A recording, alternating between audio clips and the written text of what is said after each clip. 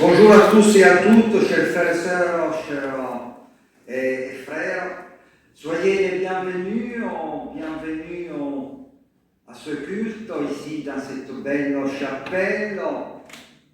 Le Christ vivant nous accueille, il se réjouit de nous voir réunis en son nom. Que sa présence puisse effacer nos faiblesses et que nous puissions ce matin vivre un temps de paix, de remerciement et de joie. Amen. Vous pouvez suivre le culte, donc grâce à la feuille liturgique qui bientôt va disparaître, parce qu'on a décidé de faire des changements. Cette fois-ci, on y arrivera. Et alors, je vous invite à vous lever, chers frères et sœurs, essayons de chanter Saint-Esprit, Dieu de lumière.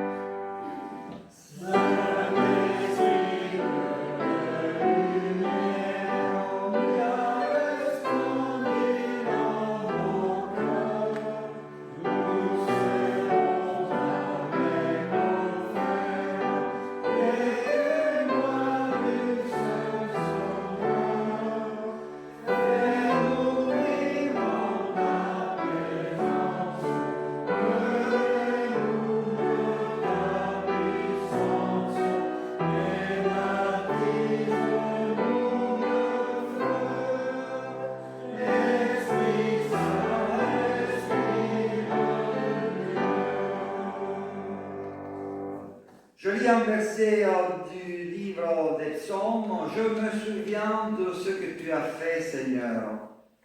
Oui, j'évoque tes merveilles d'autrefois. Je réfléchis à tes exploits. Je médite à tes actes mémorables. Seigneur, rassemblés dans ta présence, nous te remettons la semaine qui vient de s'écouler. Les personnes que nous avons rencontrées, les occasions que nous avons manquées, nos lumières et nos ombres. Tu nous accueilles comme nous sommes, mais surtout tu nous accueilles par une parole de paix, afin que nous puissions porter beaucoup de fruits.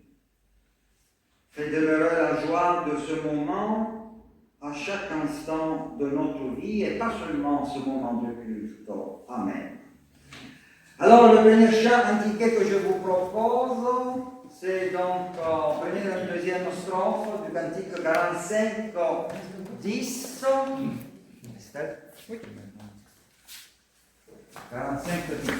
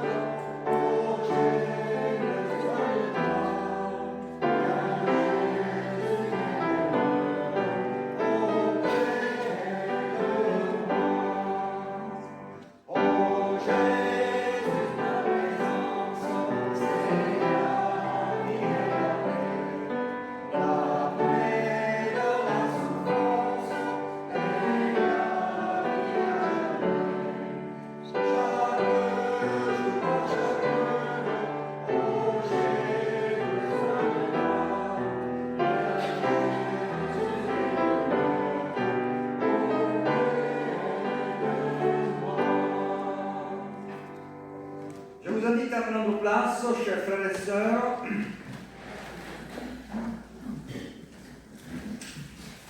Paul écrit à Timothée cette parole: veille sur toi-même et sur ton enseignement de l'Évangile. Persévère dans ces choses.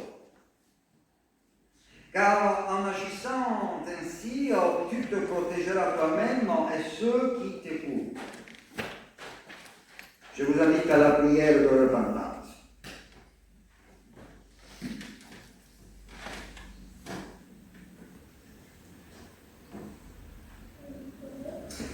Notre Dieu, qu'il est rude parfois le chemin de la vie, tellement que nous venons à désespérer des autres, de nous-mêmes ou de toi. Regarde ce monde errer si loin de toi, j'en fais partie. Il arrive souvent, si souvent, que nos pas deviennent lourds, notre marche hésitante, et nous nous arrêtons. Il arrive souvent, si souvent, que la violence vienne brouiller nos relations et la désillusion nous enferme. Comment croire en un chemin possible? Il y a des heures où ta promesse nous paraît incertaine. Viens, Seigneur miséricordieux, viens toi-même nous relever. Viens toi-même chasser les ombres. Et nous chantons en restant assis le chant à quoi mon Dieu, mon cœur monte.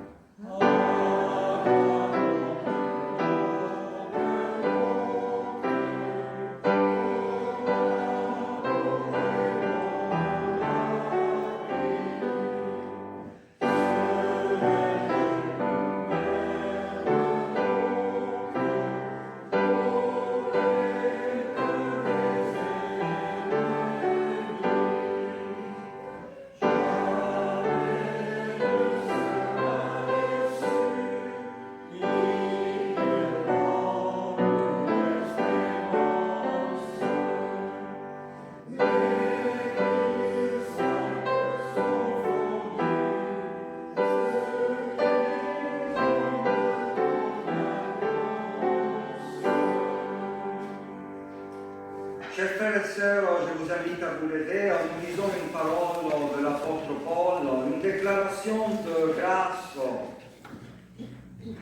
de l'Église primitive. L'apôtre dit: qui condamnera ceux qui se confient en Christ? Jésus le Seigneur est mort, bien plus il est ressuscité, lui qui est à la droite de Dieu et intercède pour nous. Recevons cette parole comme une parole d'amitié et d'envoi. Soyons la bonne odeur du Christ dans le lieu où nous nous trouvons, dans nos familles, dans le lieu de travail, auprès des amis. Soyons cette bonne odeur afin que d'autres puissent connaître la bonne nouvelle de l'Évangile et vivre la joie et la promesse de la résurrection. Amen. Je vous invite donc à chanter, pas ce spontané-là que je ne connais pas très bien.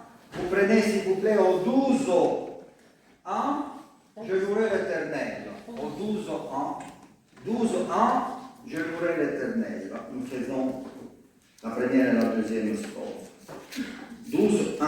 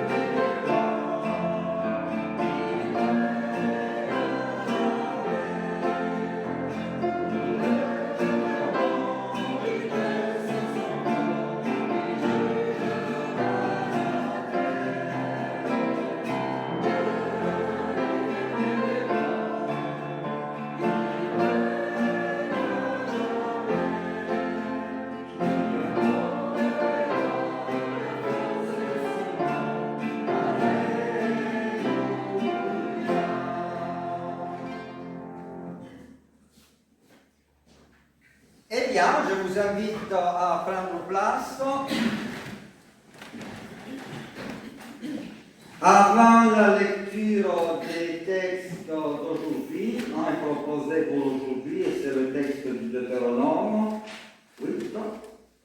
C'est un texte costaud quand même, hein? Souviens-toi de tout le chemin.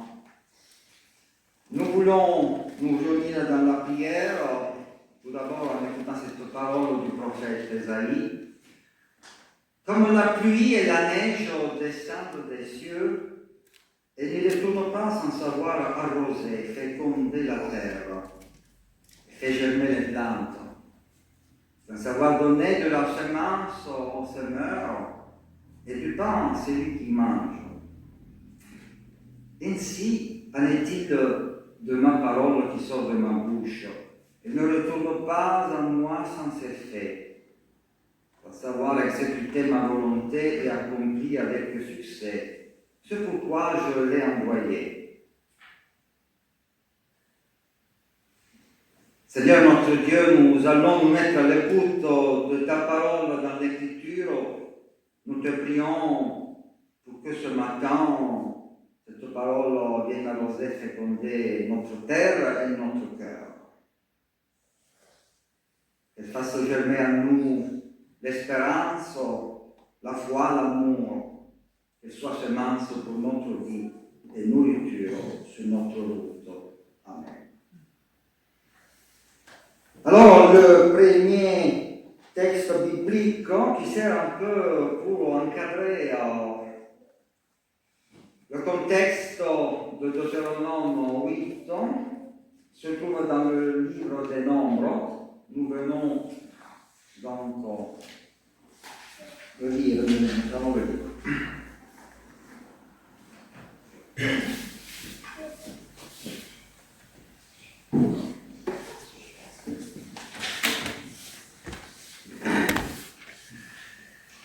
Nombre 20, versets 8 à 12.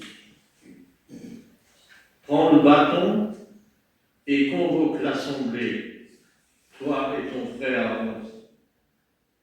Vous parlerez en leur présence au rocher, et il donnera ses eaux. Tu feras sortir pour eux de l'eau du rocher, et tu abreuveras l'assemblée et leur bétail. Moïse prit le bâton qui était devant l'Éternel, comme l'Éternel le lui avait ordonné. Moïse et Aaron convoquèrent l'assemblée en face du rocher. Et Moïse leur dit : Écoutez donc, rebelles, est-ce de ce rocher que nous vous ferons sortir de l'eau ? Puis Moïse leva la main et frappa 2 fois le rocher avec son bâton. Il sortit de l'eau en abondance, l'assemblée but, et le bétail aussi. Alors l'Éternel dit à Moïse et à Aaron : Parce que vous n'avez pas cru en moi, pour me sanctifier aux yeux des enfants d'Israël, vous ne ferez point entrer cette assemblée dans le pays que je lui donne.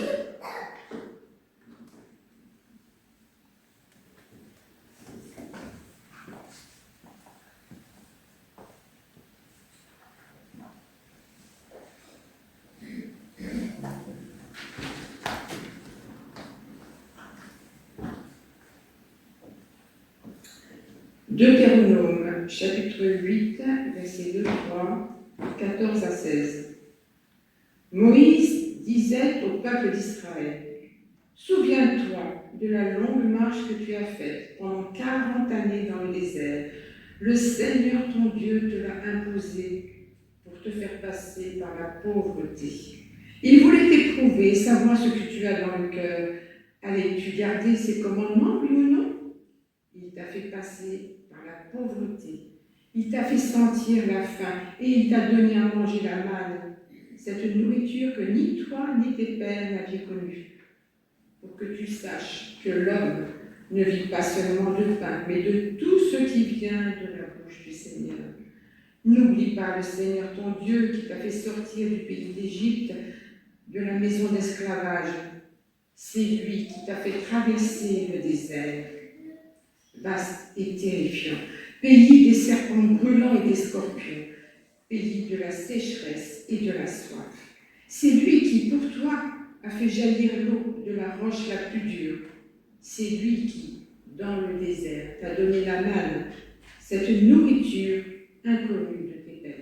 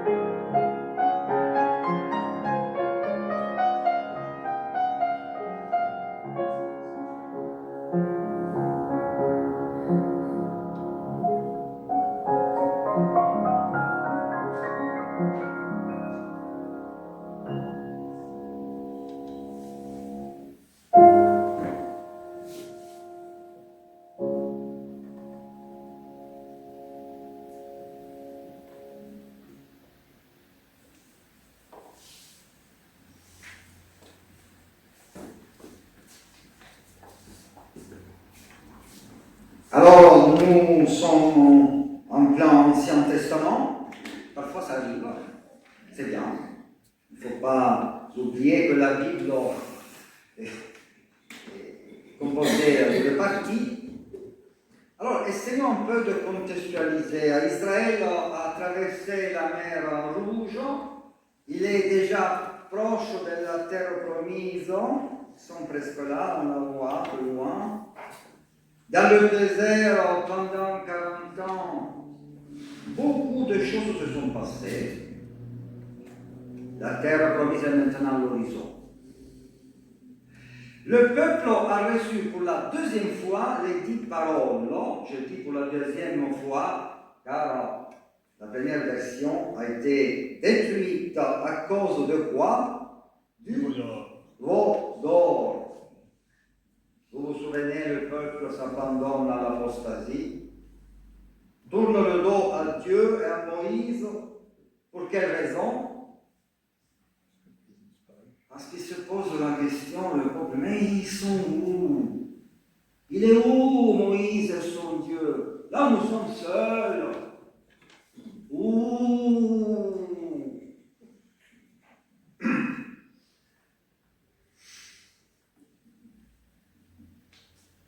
40 ans se sont écoulés depuis donc, ces événements, depuis la sortie d'Égypte.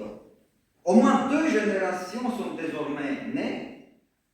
Et maintenant, Dieu, par la bouche de Moïse, dit au peuple, souviens-toi de la longue marche que tu as faite pendant 40 années dans le désert. Entre-temps, les témoins oculaires, ceux qui ont vu directement l'affrontement entre Dieu et Pharaon, eh bien, portent une lourde tâche sur leur témoignage. Donc, il y a le veau d'or, ils ont régné Dieu et adoré ce statut d'or. Vous vous souvenez qu'ils ont reçu le pardon in extremis, on dit en latin, par miracle. Car Dieu s'était mis en colère, vraiment il était fâché. Et voulait les exterminer tous dans le désert. Vous vous souvenez l'école biblique, hein?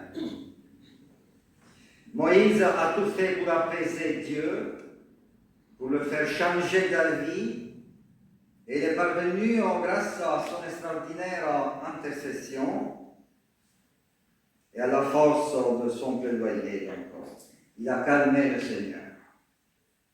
Mais, parce que dans la Bible, les choses ne sont pas toujours lisses. Mais ni Moïse, ni la génération de l'apostasie ne pourront entrer dans la terre promise. Dieu les avait pardonnés, les avait protégés encore et encore, mais il ne laissera pas la génération du veau d'or entrer dans la terre promise. Bref, cette sentence d'exclusion n'est pas directement liée au veau d'or, mais à d'autres manques de confiance durant le pèlerinage dans le désert racontés dans le livre des Nombres, que naturellement tout le monde a lu. Je suis sûr, le livre des Nombres, c'est un des livres les plus connus par chacun de vous, même par les pasteurs. Et vous vous souvenez peut-être que Moïse lui-même ne pourra pas rentrer dans la terre. Le plus grand prophète de l'histoire d'Israël, l'ami de Dieu, celui qui est parlé avec le Seigneur face à face et qui sera enseveli par Dieu lui-même. Eh bien, ce Moïse-là non plus ne pourra pas entrer dans la terre promise. Il la contemplera de loin avant de s'éteindre, en raison, semble-t-il, de son manque de confiance lors de l'épisode du rocher de Mériba, que nous venons de lire, où il était appelé à faire sortir de l'eau, non pas en frappant le rocher avec son bâton, mais par le seul moyen de la parole. L'Éternel dit à Moïse et Aaron, parce que vous n'avez pas cru en moi pour me sanctifier aux yeux des enfants d'Israël, vous ne ferez point entrer cette assemblée dans le pays que je lui donne. Va savoir qu'est-ce qui s'est passé dans la tête de Moïse. Il se retrouve devant ce rocher où, à l'intérieur, il y avait de l'eau, et à la place de parler au rocher pour faire sortir l'eau, il décide d'y ajouter beaucoup de bâtons. Va savoir pourquoi. Sur le plan psychologique, peut-être que ça peut avoir du sens. Quand même, tu exerces une force mécanique, peut-être pour creuser le rocher. Et ça n'a pas du tout. Il pouvait faire sortir l'eau par le seul moyen de la parole. Mystère des mystères. Il arrive que nous rencontrions dans la Bible des récits d'une grande sévérité divine qui s'accommode difficilement de notre sensibilité moderne, selon laquelle Dieu devrait tout accepter du seul fait qu'il est bon. Souviens-toi, en quelque sorte, chacun et chacune de nous est destinataire de cette parole. Car chacun de nous est lié à cette histoire du salut qui commence avec Abraham et qui se produit jusqu'à la fin des siècles avec Jésus-Christ. Les Vaudois disaient toujours, nous sommes d'Israël, l'Église du Christ est Israël. Et alors, Israël, Église de Jésus-Christ, mais aussi à titre individuel, Jean, Paul, Roseline, Stéphano, Marie, Géraldine, tu te souviendras de tout le chemin que le Seigneur, ton Dieu, t'a fait parcourir pendant ces 40 ans dans le désert. Dans la voiture avec Estelle, on se disait, est-ce peut-être qu'il faut aussi poser la question, et vous souvenez-vous de ces 40 ans ou de ces 80 ans? Et les moments où il a croisé vos pas, pendant sans que vous le sachiez et que vous l'avez su après vous.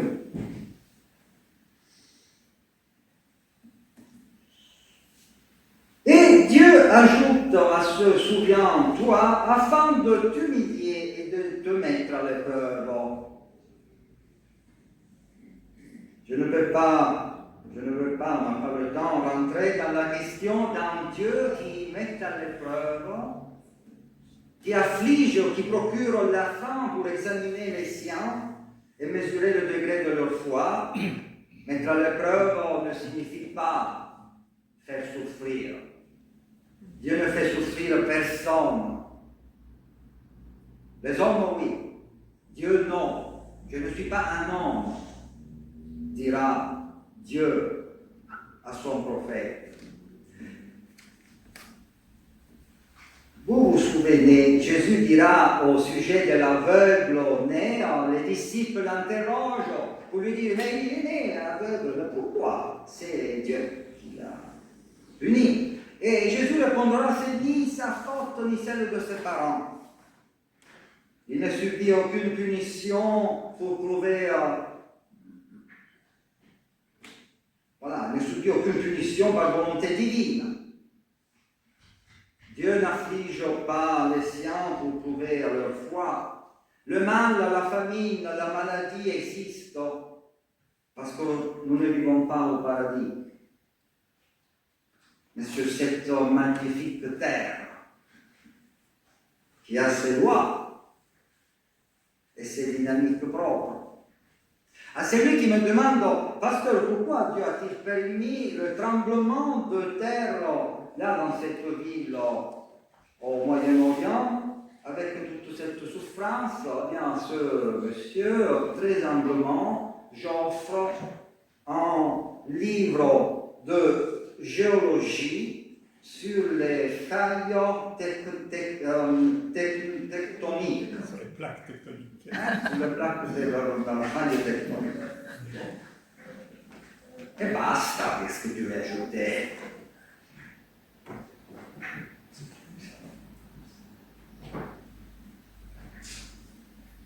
Jésus a combattu la souffrance sous toutes ses formes. Lui-même a été la cible de la violence et de la méchanceté humaine. Lui-même a été torturé, cloué sur une croix à cause de la complicité des dirigeants religieux et politiques. Le message biblique et notre texte d'aujourd'hui en particulier nous invite à réfléchir à la manière dont nous vivons nos périodes de preuve et d'abandon. Sont-elles pour nous un temps de tentation qui nous pousse à nous éloigner de Dieu, à le remettre en question? Ou bien sont-elles un temps à saisir, une occasion de nous ouvrir davantage à sa présence de Père et à son secours? Son secours est si puissant que ni l'épreuve ni le mal n'ont le dernier mot. Encore faut-il accueillir ce secours. Pour cela, il est important de se mettre sur les traces de Dieu dans notre histoire personnelle et de se souvenir de ce qu'il a fait et de ce qu'il fait encore pour prendre soin de ses créatures, parmi lesquelles il y a aussi, chers frères et sœurs, moi et toi. Alors, dans l'expérience du peuple du désert, l'épreuve a été la faim, l'absence même de ce qui est nécessaire à la subsistance, le pain, mais également l'absence d'un protecteur. Au bout d'un moment, il n'y avait plus ce nuage qui donnait de la sécurité.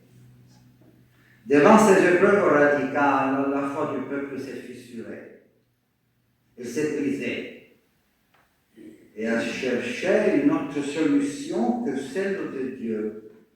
Et les solutions étaient deux. Le veau d'or, une idole que l'on peut toucher, voir, maîtriser, et la peur. Pourquoi Dieu nous a-t-il mis dans cette situation insurmontable? La peur. Vers tous les peuples voisins, le manque d'eau, la peur. L'idole peut sembler rassurer le cœur humain, donc celui que tu vois. Mammon, non, ce n'est pas forcément l'argent, mais c'est la possession qui te possède. L'idole peut sembler rassurer le cœur humain davantage que le Seigneur. Pourquoi cela? Parce que l'idole te sécurise par sa présence visible. Elle est là, devant toi, tu la vois. Et puis il y a la peur qui menace notre confiance. Par la peur, Dieu disparaît à tes yeux et tu te sens abandonné comme une proie face à ses ennemis. L'idole et la peur sont liés par un même fil rouge. Le sentiment d'abandon te conduit à abandonner Dieu. Ou non. Ou non. Parce que ce secours de la parole de Dieu revient pour empêcher tout cela. Souviens-toi, cette main que le Christ lance vers Pierre. N'aie pas peur, viens, marche vers moi. Ne regarde ni à droite ni à gauche où il y a la tempête. Viens. Et alors, souviens-toi, devient en quelque manière un exercice de confiance. Dieu on ne peut pas le voir en face. La seule trace qu'il laisse est le fait que tu es encore en vie, intact, sauvé, debout, de nouveau libre, à l'abri de toute destruction spirituelle.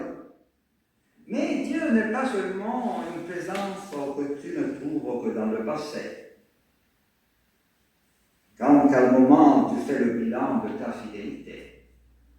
Là, je m'excuse avec le Deutéronome, mais je dois ajouter une parole de l'apôtre Paul. Parce qu'au bout d'un moment, Paul nous invite à reconnaître Dieu non seulement dans le passé, mais également dans le présent, au moment où il prononce une parole extraordinaire dans ses lettres. Il voit l'aide de Dieu non seulement dans les expériences passées, quand il fait donc un bilan, avec le recul, mais déjà dans le présent, et il dit, nous sommes pressés de toute manière, mais non réduits à l'extrémité. Dans la détresse, mais non dans le désespoir. Persécutés, mais non abandonnés. Abattus, mais non perdus. Ici, le Nouveau Testament, Paul ajoute à ce moment où tu peux retrouver Dieu dans un moment de recul, dans les drames de ta vie passée, où il t'a porté dans les mains, peut-être même au moment où tu ne le voyais pas. Paul ajoute cette même fonction d'aide, d'abri de Dieu pour le présent. Ainsi, le souviens-toi de toute l'aide reçue dans le passé devient chez Paul un encouragement pour le présent. Regarde maintenant toute l'aide que tu reçois de Dieu d'ores et déjà, quelle que soit la situation dans laquelle tu te trouves.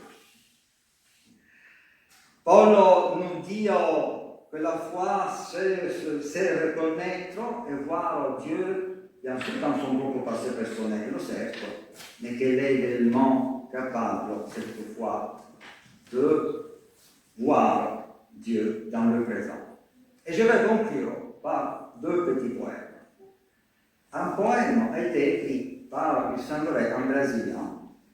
Et c'est un poème qui redécrit de manière très très nette cette possibilité de retrouver les drames, de revoir ce Dieu qui a croisé notre passé, notre existence personnelle, notre histoire, pour la porter donc dans le passé. Le poème dit une nuit, je fis un rêve. Je marchais sur la plage avec le Seigneur.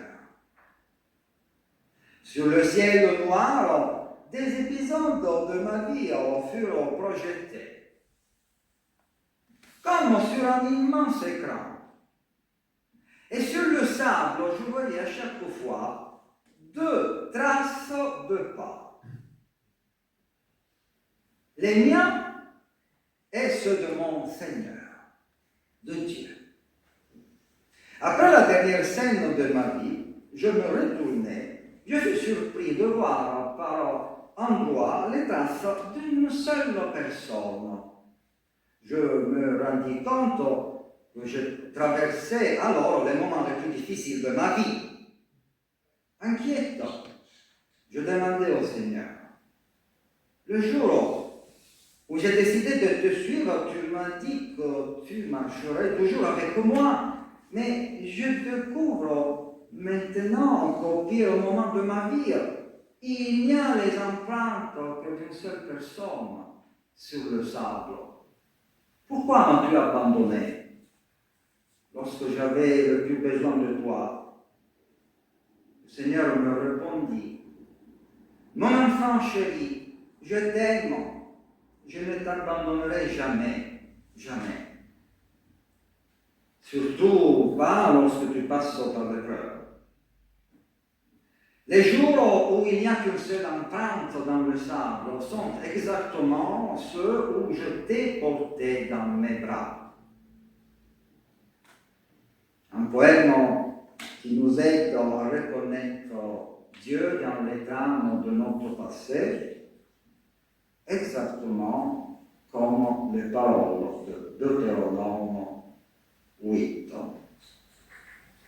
Malgré dans Deutéronome 8, on pourrait développer aussi d'autres sujets. Et restons sur ce seul point. Et pour aller encore plus loin, le passé, le présent, avec le témoignage de Paul, on est touché par le mal, mais on est encore debout. Et on sait qu'on peut rester debout. Encore un troisième témoignage qui nous ouvre vers l'avenir, et c'est le témoignage de Dietrich Bonhoeffer. C'est donc un poème écrit en décembre 1944.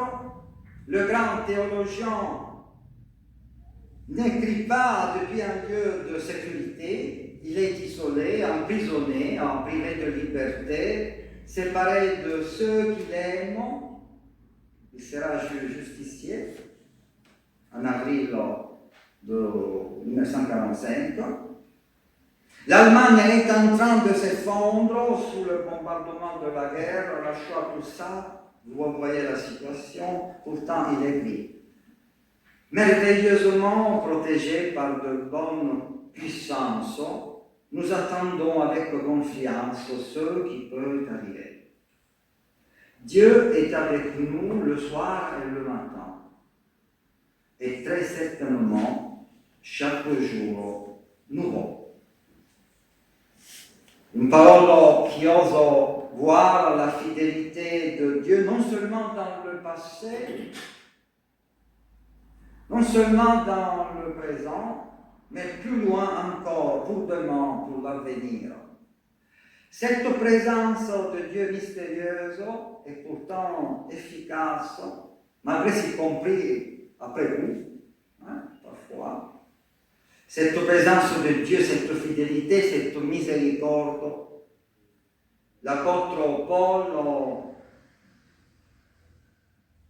la résume de manière exemplaire lorsqu'il dit « Jésus-Christ est le même hier, aujourd'hui et demain. » Amen.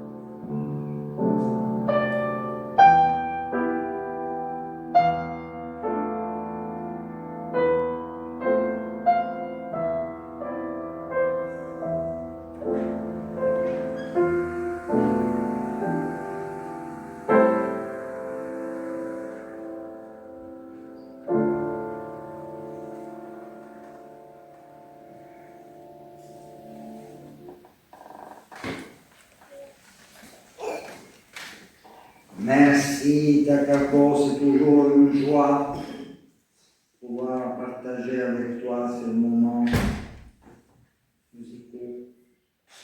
Et nous allons donc chanter, continuer ce moment de chant avec le cantique. Alors, le 41-28, on ne le fera pas parce qu'après il y a la scène. Essayons de faire le 12-11. Il est un peu plus costaud. 12-11. J'espère que vous le connaissez.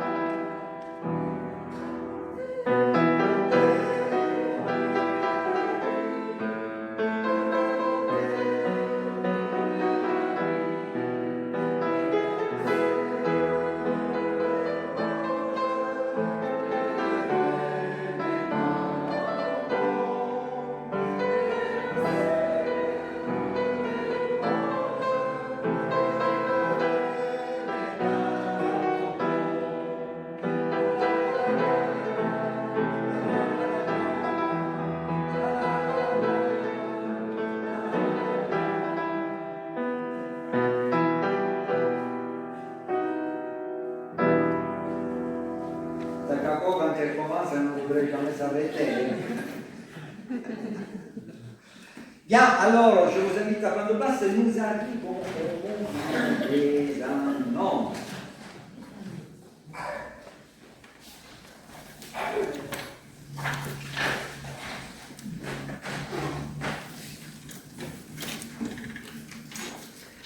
Alors, dans la semaine qui arrive, jeudi 11, il y aura le partage public à 14h30 à la salle Argès. À la chapelle. À la chapelle. bon. D'accord. Samedi prochain, il y aura le culte avance à 18h et à 20h30 ici même, un concert caritatif au profit de Aider avec les voix du milieu, c'est ça? Et le titre, c'est Entre terre et mer. Avec un jeu de mots sur le mot mer. Et dimanche prochain. Alors dimanche prochain, nous vous invitons à une journée un petit peu festive ici. Le culte à 10h. Et on vous propose de partager un gros pique-nique dans l'amitié et dans la convivialité, donc à la salle Argès. Ce pique-nique sera suivi d'un petit programme. On vous propose 2 ateliers, un atelier un peu musical avec l'apprentissage de nouveaux chants éventuellement, et un atelier un petit peu plus de réflexion avec un peu un bilan des repas 4x4, mais aussi comment améliorer un peu notre accueil au début du culte. Ce sera aussi l'occasion de tirer la tombola. Et donc je vous rappelle qu'il est toujours possible d'acheter des tickets de tombola. Il y a un grand tableau sur la table au fond. Je m'y tiendrai à la sortie du culte pour l'achat de ces tickets. Le bulletin paroissial de l'été est sorti. Et c'est l'occasion de redire encore un immense merci à cette équipe qui passe beaucoup de temps à récolter des informations, à quelquefois rédiger des articles, à mettre en page, à éditer, à publier. C'est un énorme travail. Donc merci à eux, vraiment. Moi, je n'ai pas d'autres annonces. Bien. Alors, c'est le moment de l'offrande.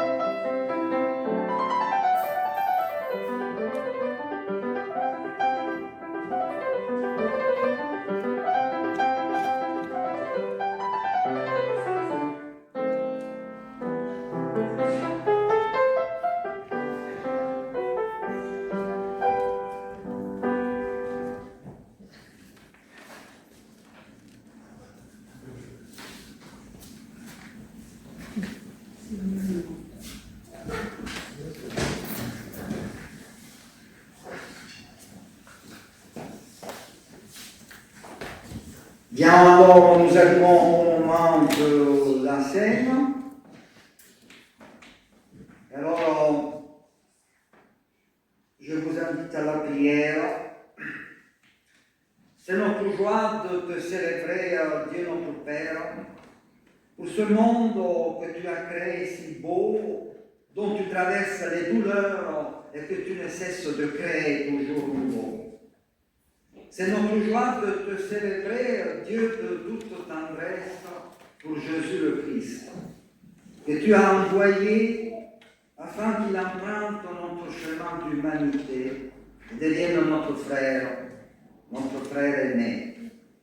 Il a manifesté ton amour aux petits et aux pauvres, aux malades et aux pécheurs. Il s'est fait le prochain des opprimés et des affligés. Par sa vie, il a révélé ton visage. C'est notre joie de te célébrer, Dieu fidèle, pour ton esprit, souffle de vie qui nous assemble en Église, de génération en génération, dans ton amour. Par toute la terre comme au ciel, il fait jaillir notre chant. Et peut-être là, nous pouvons chanter, il est plus court, mais plus joli, le 41-28. Donc, à Dieu soit la gloire.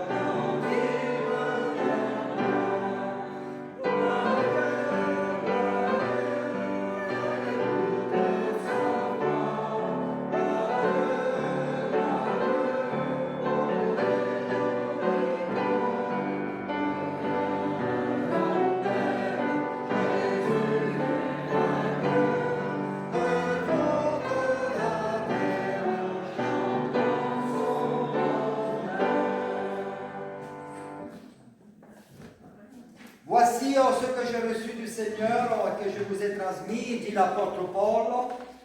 Le Seigneur Jésus, dans la nuit où il fut livré, prit du pain, et après avoir rendu grâce, il le rompit et dit, « Ceci est mon corps, qui est pour vous.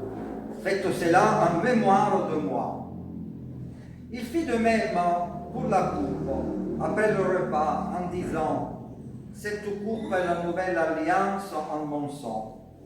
Faites cela en mémoire de moi, toute la fois que vous en boirez. »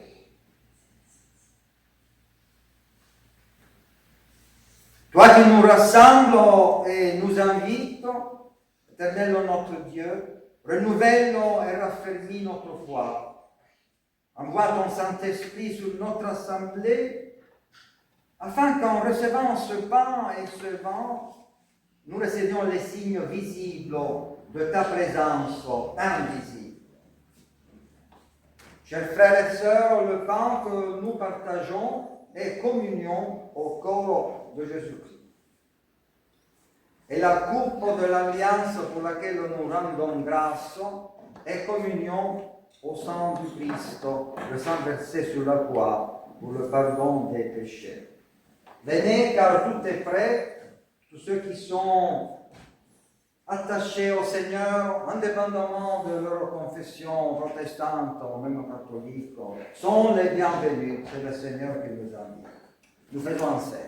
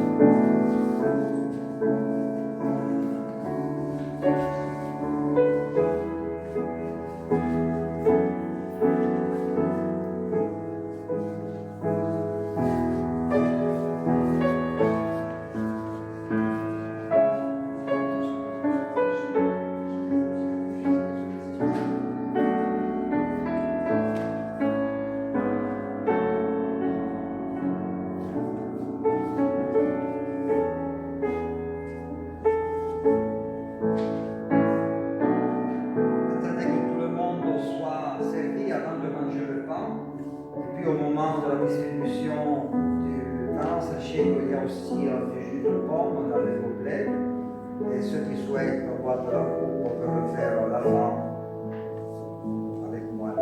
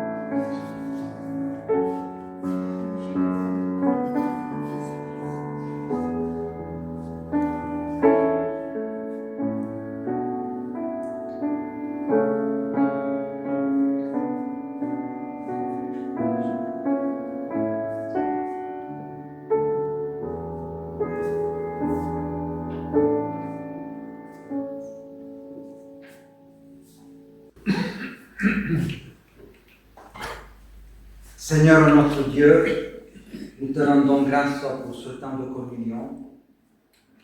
Confiant en ta bonté, nous te présentons tous nos frères et sœurs en humanité, les plus modestes comme les plus influents. Permets qu'avec sagesse, ils sachent organiser notre planète pour que chacun y trouve sa part. Nous nous rendons bien compte cependant que sans toi, Seigneur, nous n'arrivons à grand-chose, à rien. Nous reproduisons sans cesse les mêmes processus de guerre, de conflit en prétendant provoquer la paix. Rappelle-nous toujours que le fondement de la paix se trouve dans le partage, le respect de l'autre. Nous nous plaignons de la violence de notre société. C'est pourquoi nous te demandons de faire de chacun de nous un être de dialogue pour construire d'autres types de relations entre les humains. Seigneur, ton esprit d'amour plane inlassablement sur l'univers. Aide-nous à le recevoir en nos vies, pour le répandre autour de nous. Que nos églises ne retiennent pas captives les vérités que tu as révélées mais qu'ils sachent les diffuser pour construire ensemble un avenir plein d'espérance. Il est commun de dire que l'avenir appartient aux enfants. C'est pour eux que nous te prions aussi, afin que nous sachions les préparer à gérer le monde que nous allons leur léguer, que nous sachions avoir assez d'humilité pour les laisser grandir dans le respect de leur personnalité, sans les changer de nos propres expériences. Seigneur, ne nous laisse pas oublier que tout ce qui vit t'appartient et que même le plus petit brin d'herbe n'existe que pour te rendre gloire. Et chantons cette gloire avec le cantique de la résurrection.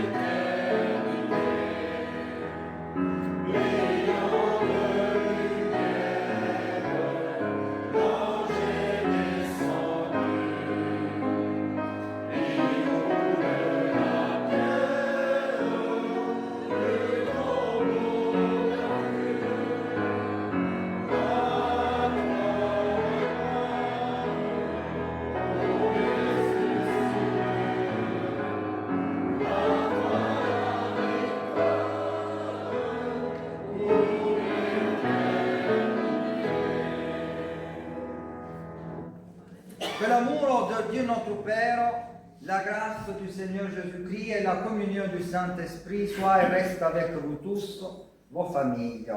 Amen. Bon dimanche et n'oubliez pas d'ajouter un billet pour la tombola. Il y a des dons magnifiques. Magnifiques.